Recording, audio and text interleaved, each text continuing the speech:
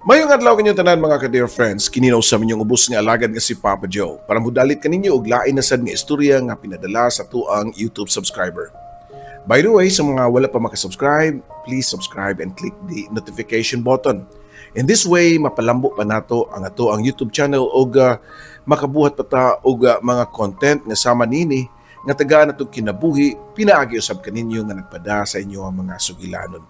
So wala pa makasubscribe, again, click subscribe and click the notification button ug i-appeal na sa ninyo ang Katabi with Ate Gems. Kay tuwa dito ang mga daanan na itong mga istorya nga wala na ninyo madungog dire. Karong adlaw, doon tayo sugilanon nga ipaminaw ninyo. Usa ka tinuod nga kasinatian nga gipadas usa sa ato ang tigpaminaw ug tiglantawan ini ato ang YouTube channel. Gikan mismo sa Talisay, Cebu. Sa itong mga kaigsunan diha, nga ginan mo padala sa ilang istorya, ipadalang ka na sa papajoesuperb@gmail.com or i-check na lang niyo ang video description below para makuha niyo ang sakto nga email ad ug di mo masayop. Okay? So dito maglangay og aniana ang istorya ni Rina. Diri lang sa Dear Papa Joe Stories. Oh, Dear Papa Joe, tagapayo ng puso. Sa bawat kwento, ikaw ang sandalan ko. Sa pag-ibig, sa sakit, sa pangarap at saya, ikaw ang tinig ng bawat nag-iisa. May iniwang sugat, may bagong simula sa mga liham. Hinahanap ang pag-asa sa bawat kwento mong pinakikinggan. May aral at saya na hindi malilimutan.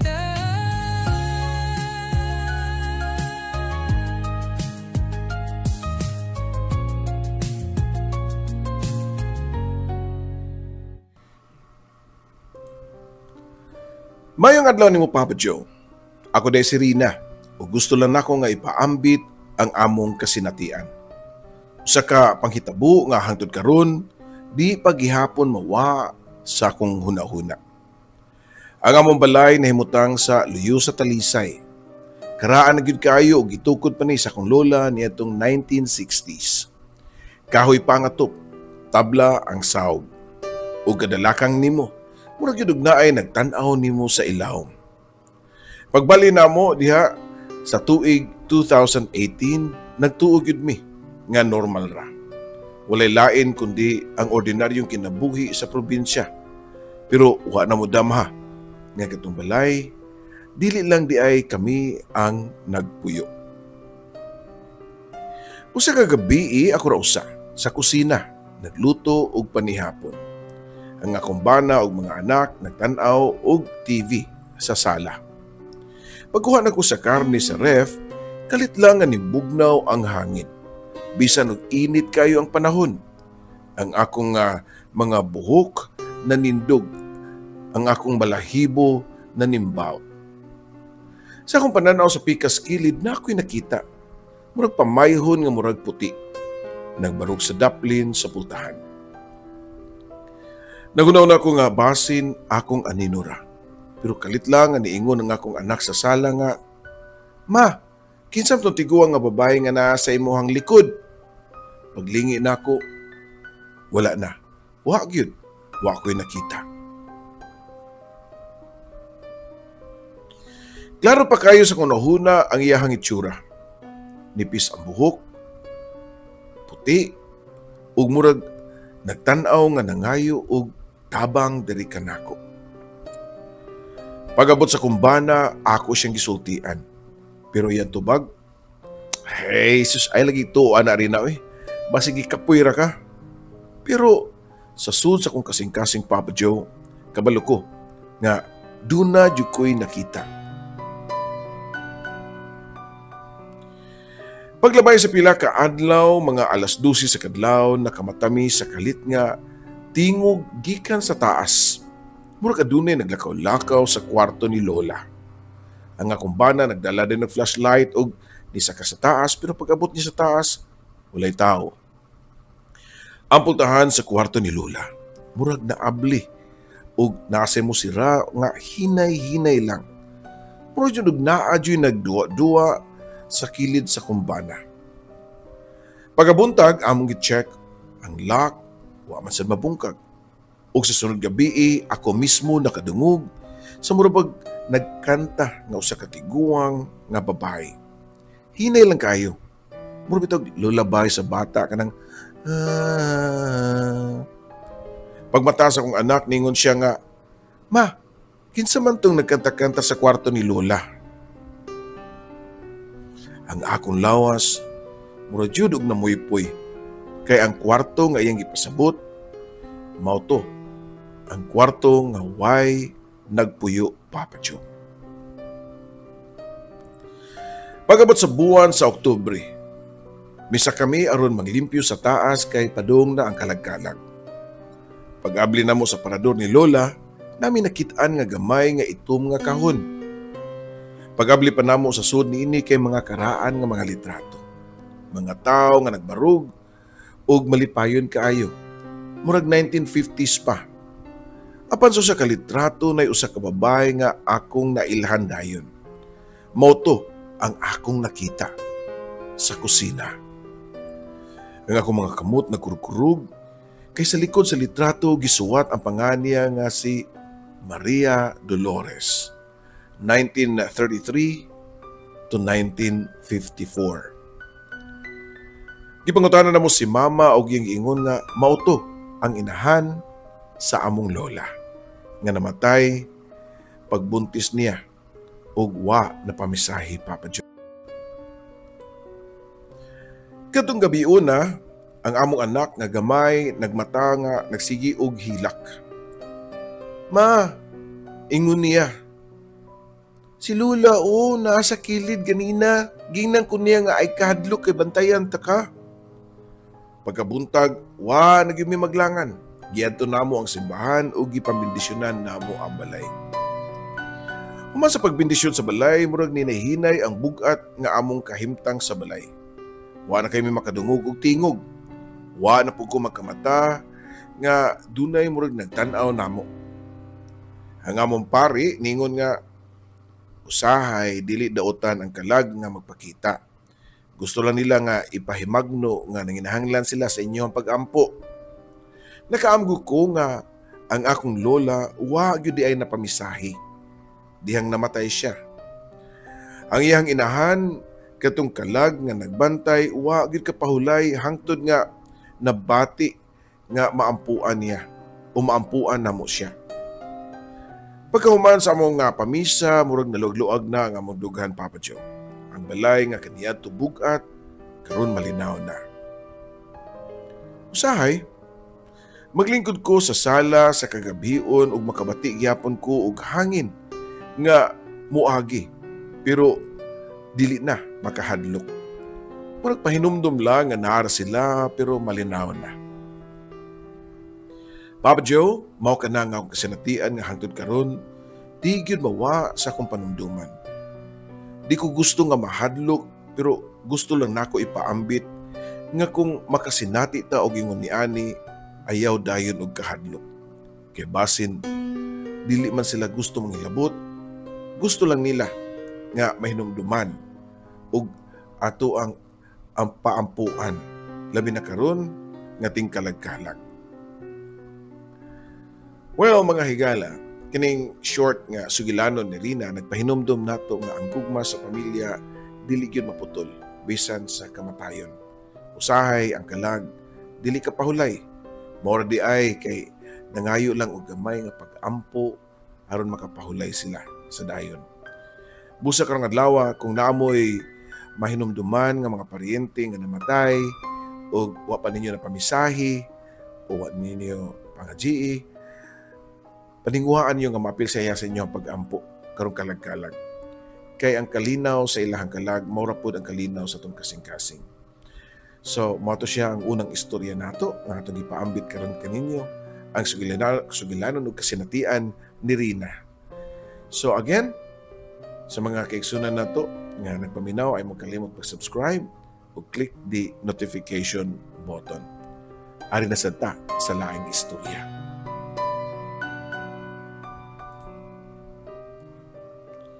Mga ka-dear friends, kanyang nabantayan, mubura nga itong unang istorya, no? Kay mga kasinatian nanto niya.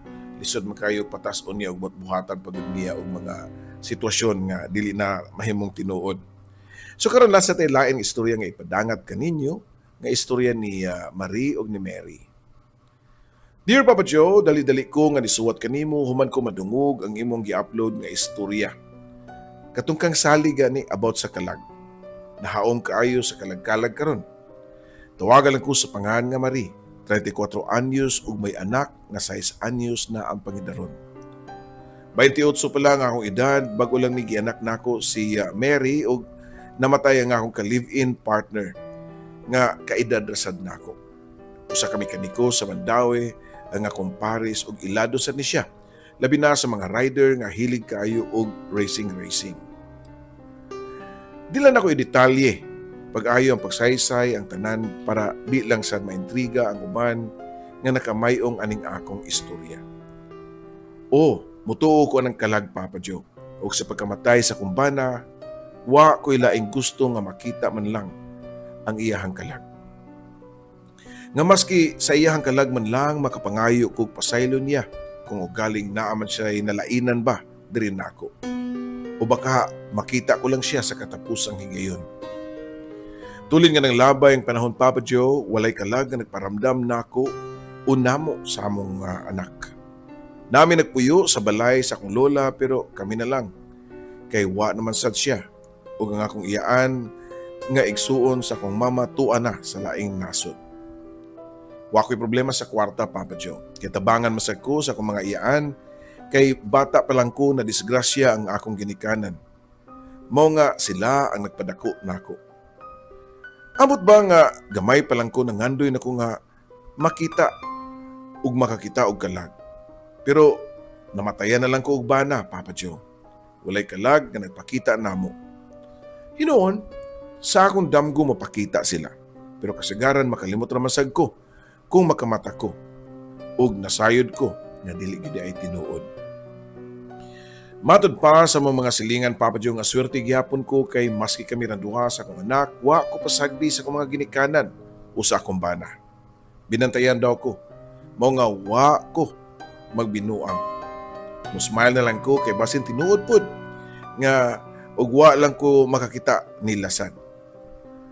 Nakoy gamay tindahan og isip usa ka single parent na ninguha gyud ko nga maninda ug unsay naa sama sa ukay-ukay. Days ago, Papa Joe, nakita ko og episode sa Kapuso Mo, Jessica Soho, nga nakakita siya og kwarta sa nga binandol sa ukay-ukay ug sa tinuod lang mas nainganyo ko nga mamaligya og palit og bulto-bulto sa pamasin nga makita og kwarta sama ato niya. Dili bulawan o metal, ginama sa lambo o pino na pisi nga gamay. Ang pendant ni ini kay kahoy na may Japanese character na di na ako masabtan. Nindot masyad siya og hilig sad ko og mga artifacts.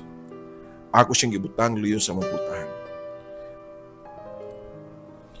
Usa ka adlaw ni ana, samtang nang lakaw mi sa akong anak kay ni-attend mi og birthday ni tawag ang among silingan namo nga papulion mi kay nay nasunog nga poste sa kuryente sa mua og duol ra kaayo sa among balay. Mao to nga diha dayon ni uli mi ni Mary kay simba ko sa kadagan ra nga masunog dito labi na kay ukay-ukay na ang naa dito nahabilin sa mong panimalay ug nagpasalamat lang ko sa akong silingan nga concern kayo. Pagkabot na ako sa mua na ang mga bumbero ug actually napawong na ang kayo sa poste ug nahibong ko nga ngit-ngit man ang amo. So nangutan ako kung apektado ba niya ang amua pero niingon man ang lineman nga na-restore na kuno ang kuryente. So iya ako nga giubanan sa mua ug matud pa niya nga may gani ma'am kay gipawong na ninyo mo mong plangka. Mulakaw ba? Kay kung wa pa, wa ta masayod ug maapil na inyo ha. Nakapanlat ko Papa Joe kay di man jud ko tigpawong og plangka. Kay gawas nga na taas pa jud ang nimutangan, wa gyud ko masayod og unsa na siya. Ug di masan ni siya modern nga circuit breaker ang amua. Kumo trip off lasan og iyaha kung doon naman gani short circuit. Pero nagpasalamat gyapon ko kay way daot ang hitabo sa mong balay. Sunod na hitabo mga weeks ato kay naay disgrasya sud mismo sa mong balay nga nitabo. Nga wa ko makabantay kay naa ko sa kusina. Nagluto ko og nabiyaan nako ang akong anak nga natuog sa taas. Pagmata sa akong anak nga 6 anyos na nawag ni nako kay ako man ni siyang sugaton kay taas man ang hagdan sa balay. Kay karaan man o ginama sa kahoy. Kalit lang inisyagit ang anak og dali ko nga nidagan sa sala og nakita ko ang anak nga nahapla sa sopa nga kutsyon. Pero okay lang siya. Nalaksi diay ang gunitanan sa hagdanan nga kahoy og nalahos siya. Og pasalamat na lang ko kay sa sopa siya naitugpa. Pero nga akong gikaybulngan nga nung nairugman ang sopa nga wa man gyud matungod sa hagdanan. Napatangaan lang ko na gunahuna kay wa gyud motuhop sa akong nahuna ug ngano naing ato to. Nganong naing ato ang nahitabo nga hangtod lang kalit ko nga nahinumdum sa akong linungag nga kanon nga tulin pa sa kilat nga nidagan ko sa kusina. Ug napahasiga ang akong mga mata nga napahong manday ang stove ug luto na sad ang kanon. Sa akong nahuna, wa ba ka ako magdamgo? Wa sa kukuyawi. Ang horror-horror ba, Papa Joe? Kay wa man sab ko'y nabatyagan nga nagparamdam na ako. Pero usar gyud ang nisantop sa akong utok basin tinuod nga wa mi pasagdi sa akong bana o baka sa akong lola o ginikanan. Sa tinuod lang, wa ko'y na-feel nga bati sama ng ungo-ungo o wa man ko'y nabantayan nga makuyawan or something nga murag makahadlok tan-awon sa balay. Kay modern naman sa dagpintal ug napagi mga silingan nga tapadra og sikit-sikit ra. Usa kadlaw ni Anto kog carbon para mangita og itinda kuyog nako ang akong anak. Ug sa kalit lang, grabe ang uwan niya to Papa Joe. Ug baha gyud. Mo nga nanawag ko sa among silingan nga lantawon ang among balay kay basin og madugay mi. Pero nasyak na lang ko kaingon siya nga okay naman daw ang amoa kay makita raman sad ang sud kay hayag man daw ang suga. Nakuyawan ko kay kung anong hayag nga wa man tao dito. Basin og nakoy sakit sa pagka malimtanon ba Papa Joe. Pagka mahal bayar ba sa kuryente ug nagsigil na tog siga sa dugay nga oras.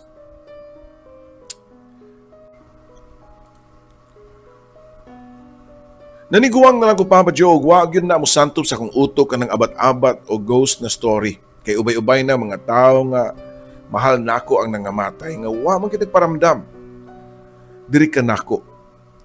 Basin sa lain pamaagi. Basin ang papa sa kong anak mo'y nagsalbar niya o ambot lang yun.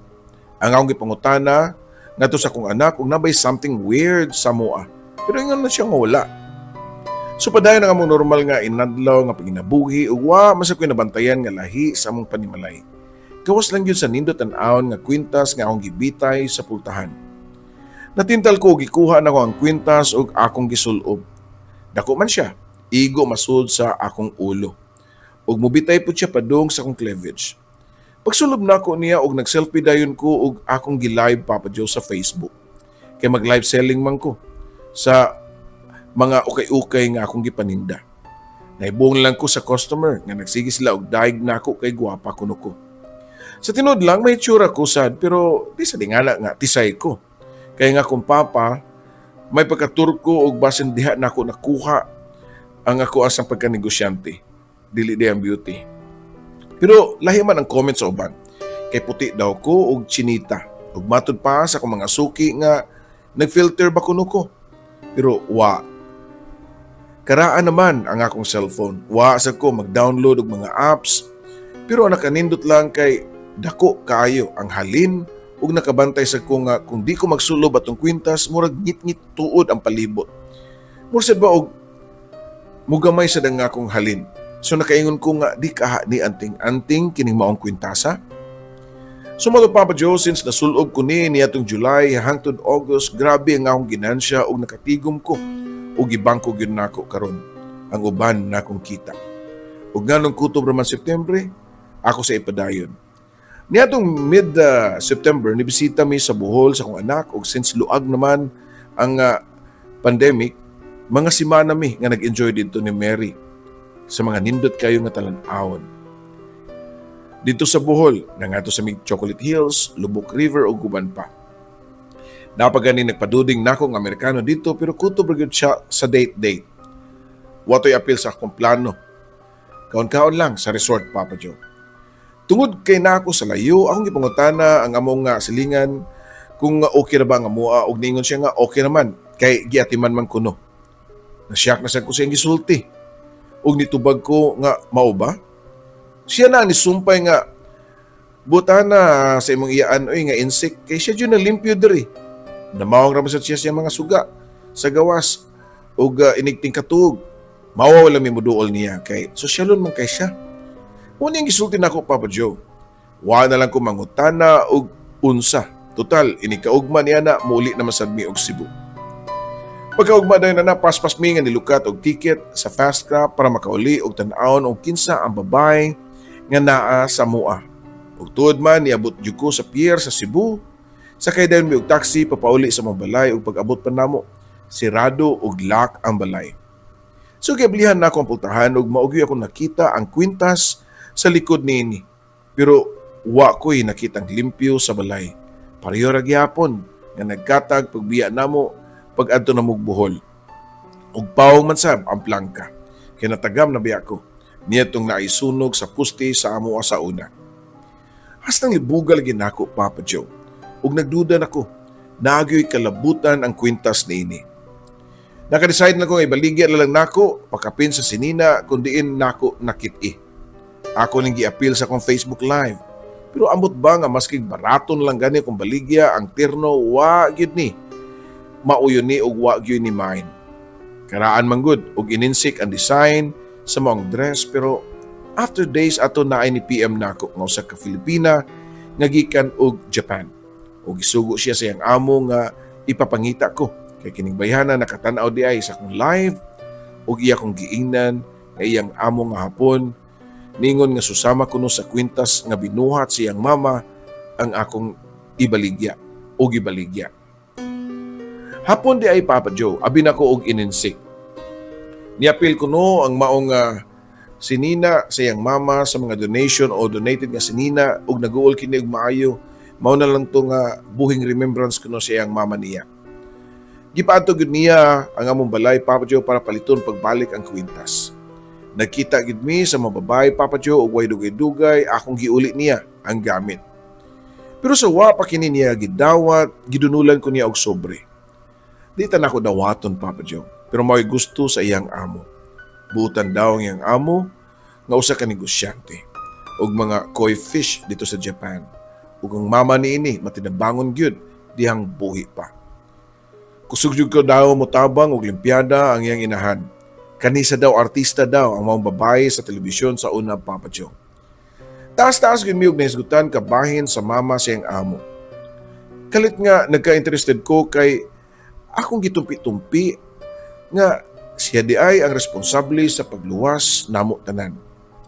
Sa pagkatagak sa akong anak, sa pagsunog sa poste, ug sa pagpakita sa mga silingan nga naitaw sa mua para di hilabtan. Kalit ko nakaingon sa akong una-una nga kung mahimamat man nako ni o mahimamat nimo ang akong bana, ang akong mga ginikanan sad ug ang akong mga lula, palihog lang kog ingon nila nga magparamdam sab sila nako. Nakalakaw na ang mga babae Papa Joe sa kalit na mingaw ang palibot. Karon pa nako nabatyagan nga murag na ay kuwang. Di lang di ay kami randuha sa akong anak, pila ka buwan na nakalabay nga naa sa di ay siya dito. Kami na lang og giablihan nako ang sobre sa babae nga gihatag nako og dako nga akong kalipay nga naay nakasukip nga hulagway sa mama sa iyang amo. Unya na pay kwarta nga gibilin nga worth 50,000 pesos. Nakasukip pa sa sobre ang suwat nga simple na kayo. Someday, we'll see you in Japan.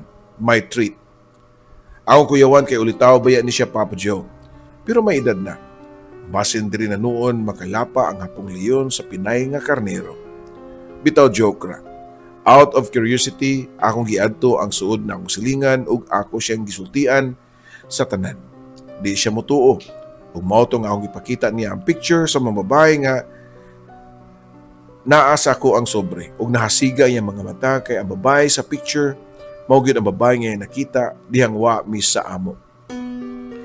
Ang kalibutan puno gyud sa tanaga, Papa Joe, no? Ang ngayon ta magparamdam kay nga ako mga minahal sa kinabuhi pero lahi man na nagparamdam nako.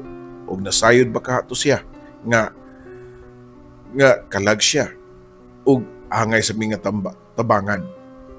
Hapit na sa nagkalagkalag, Papa Joe, kasagaran mao ni ipagawas ka maistorya sa mga katuhuan dili. Naningkamot lang unta ko. Karong kalagkalag nga mapakita sila og maparamdam namo og di lang kay laing tao kundi ang ako sa mga minahal sa kinabuhi nga makita nako.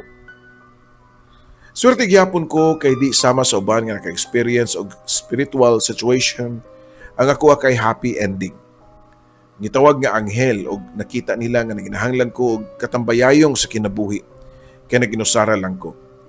Siguro pamaagi ini Ginoo na lang gyud ang o siguro pamaagi kini sa Ginoo nga naay tao o kalag nga motabang nako.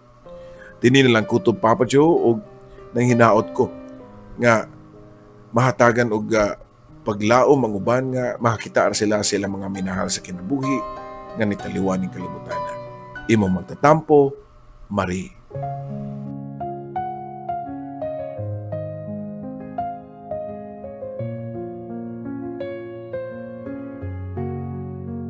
Sa bawat liham na aking sinulat, puno ng lungkot, saya at pangarap. Sa radyo mong tahanan ng kwento, Papa Joe, ikaw ang aming kakampi sa mundo.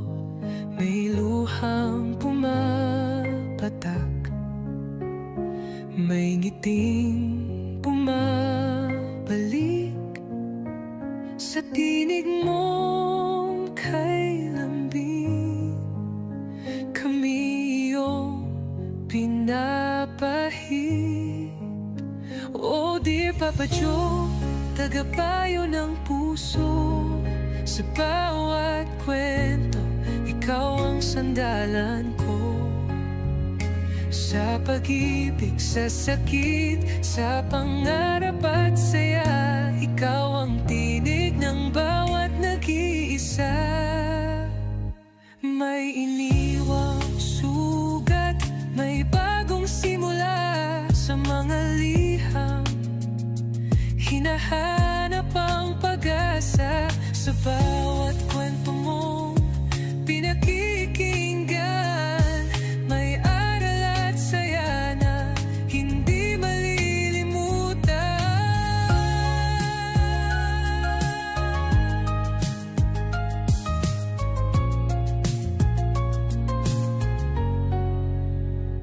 May iniwang sugat, may bagong simula sa mga liham. Hinahanap ang pag-asa sa bawat kwento mong pinakikinggan. May aral at saya na hindi malilimutan. May luhang pumapatak, may ngiting bumabalik sa tinig mong kay lambing. Kami iyong pinapahid. Oh dear Papa Joe, tagapayo ng puso. Sa bawat kwento, ikaw ang sandalan ko. Sa pag-ibig, sa sakit, sa pangarap at saya, ikaw ang tinig ng bawat nag-iisa.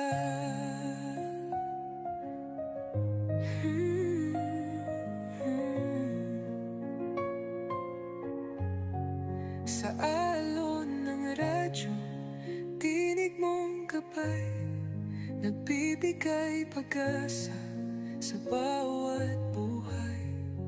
Kahit saan man kami dalhin ng mundo, ikaw ang kaibigang laging nandyan, Papa Joe.